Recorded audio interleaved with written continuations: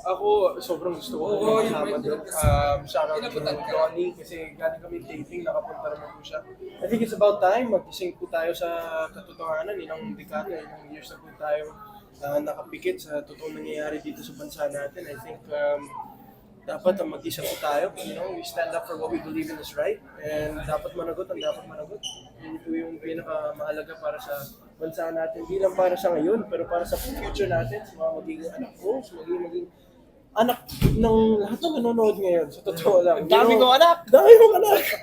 You know, you can't just think about now. You can't just think about now. We have such a far future. And it's been happening for so many years now. And I'm so happy to say that the Philippines has finally woken up to what the truth is. And at napakadami pong corrupt dito po sa gobyerno natin.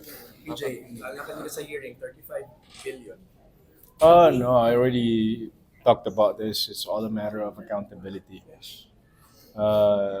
Yun lang yan. And, everyone is mad. So, yun na lang. Mahiya na lang tayo sa balat natin. Yun lang po yun.